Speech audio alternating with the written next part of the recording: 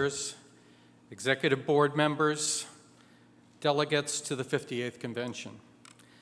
I bring you greetings from the Industrial Areas Foundation, its leaders, its organizers, its affiliates in the United States, in Canada, the United Kingdom, Germany, and Australia. The film kind of shows it. The IAF was founded right alongside the CIO in Chicago in the 1930s. While John L. Lewis was organizing the industry in the back of the yards, our founder, Saul Alinsky, was organizing the industrial areas surrounding those same factories. Much of what we know and profess about organizing, we learned from you. Now it's our pleasure to be working alongside of you again 80 years later.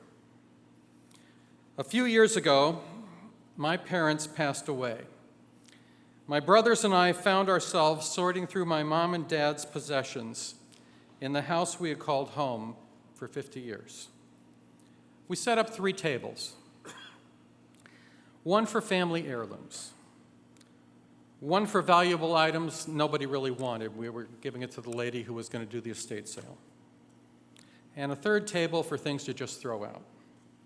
Now, I was really doing a good job, diligently putting everything on the right table, until I reached into a bag in my father's bedroom, and I pulled out my grandfather's Cigar Rollers Union card from 100 years ago.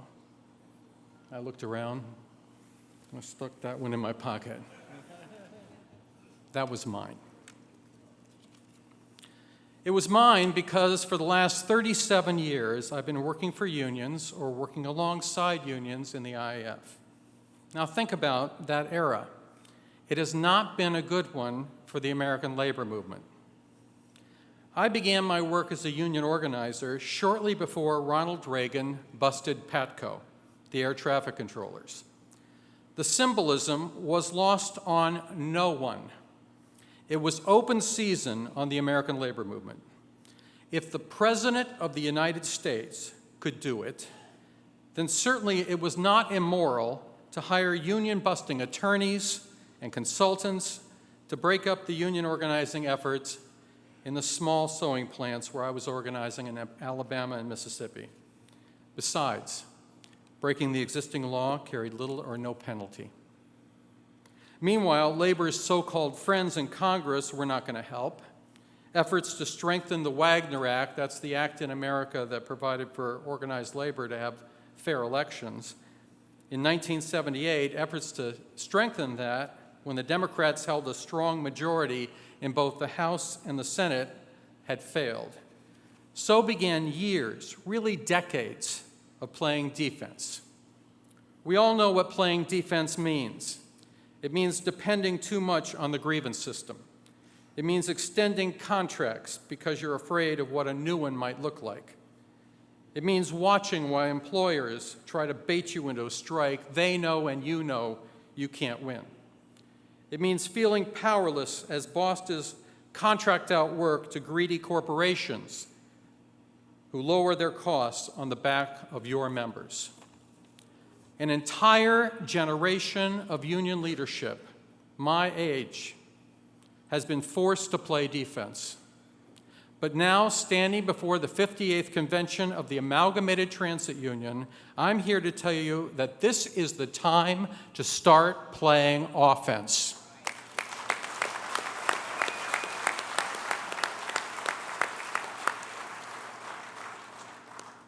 Yours is the union to show the rest of us how to do it. Yours is the leadership best equipped to throw the ball down the field and score. It's been a while, so let's remind ourselves what a potent offense looks like. It looks like Atlanta, where Local 732 first fought off a Republican scheme to eliminate its pension and then counterpunched with a winning contract campaign and a successful effort to expand MARTA's service. Curtis Howard, the leaders of 732, strongly backed up by President Handley and the International, fought and won. The IAF was proud to play a part. Offense, yeah, applaud that. That was a hell of a victory.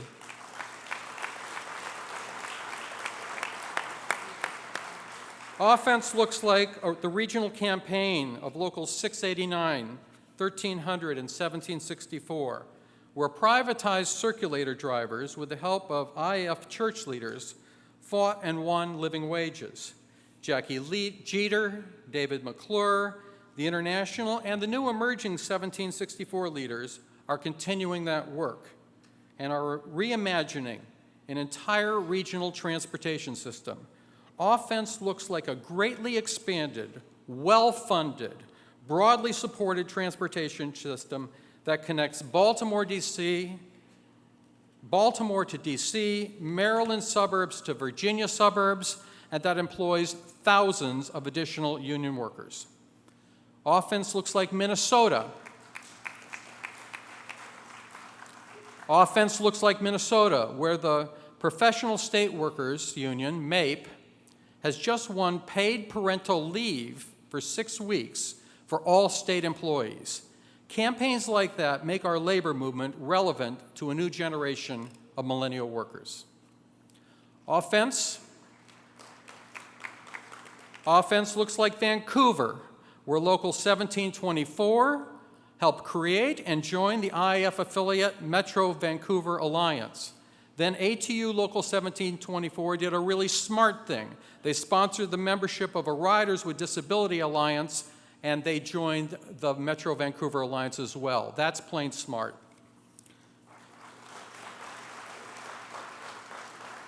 Offense looks like a living wage for well-trained workers becoming a line item in a city's budget, as it recently has in San Antonio, Texas, due to the work of our IAF colleagues there.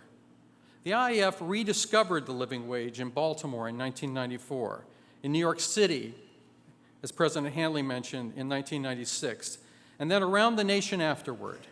The IAF made the living wage a standard for the 2012 London Olympics. The London Olympics were the first living wage Olympics.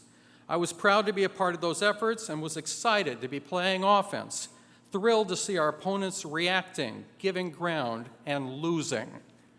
There are other examples inside ATU and other unions and in broad-based organizations where we find people beginning to play offense. But to effectively play offense, ATU, we have to prepare. We have to strengthen our local unions, and we have to be bold and be willing to take some risks. Most importantly, we have to invest in new leaders.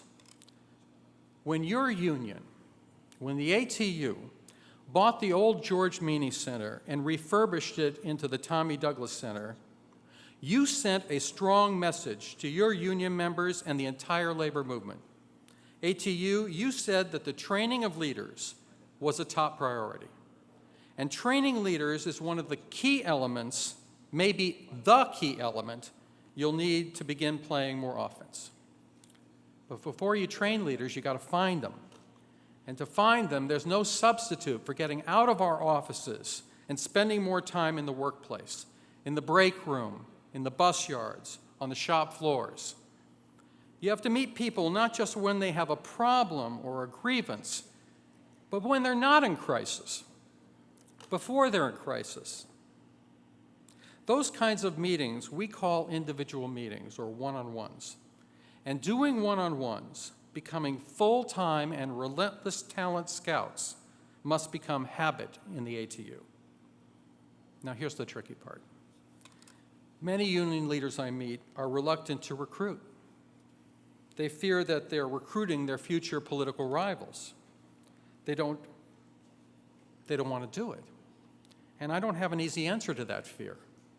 You have to find the confidence to do it anyway. You have to trust that the shift to playing offense, to expanding our work, to adding members to our locals, will earn you the respect and support of your fellow workers. Otherwise, we can never create the kind of large and powerful collective necessary to play a winning offense. While many of the meetings we need to do are within our workplaces, there are potential allies out there, and we have to find them. Look, there's nothing wrong with going to our traditional allies, the handful of clergy willing to come to our events, or the few politicians willing to be seen with us in public. The traditional civil rights organizations and environmental organizations, they're fine too. But don't stop there.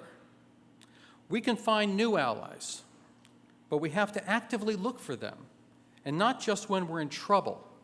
And the time to look for them is before we get into a fight.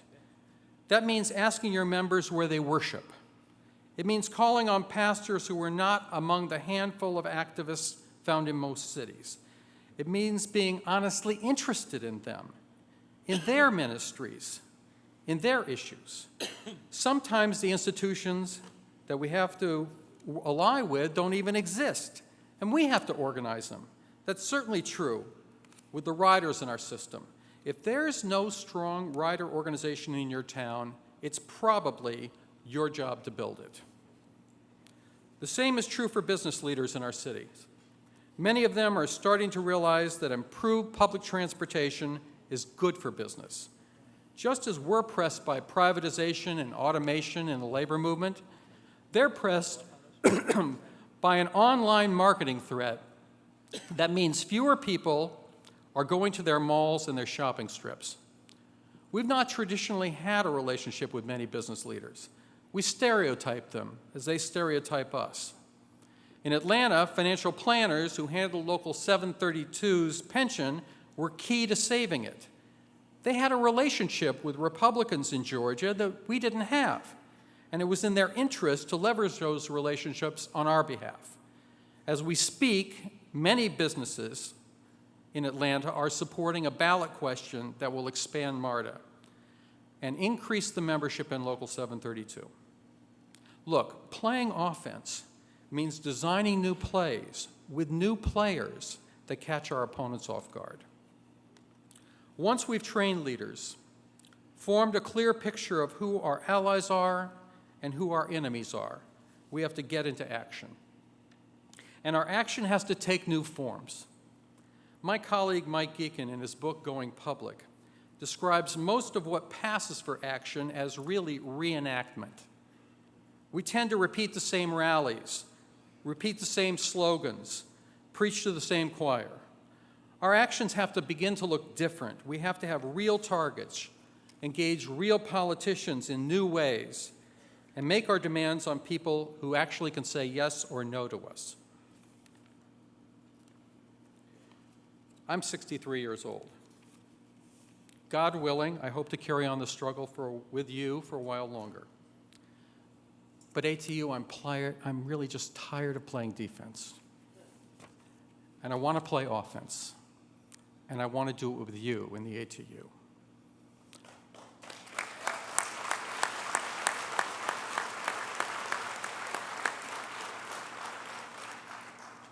I want to honor my grandfather and my family's long commitment to organized labor. I want to revive the strong connection between John L. Lewis's labor movement and labor organizing and Saul Alinsky's citizens organizing. That's how I feel as I stand before you at this 58th convention. And that's how thousands of leaders in the Industrial Areas Foundation feel as well. Let's get on with it.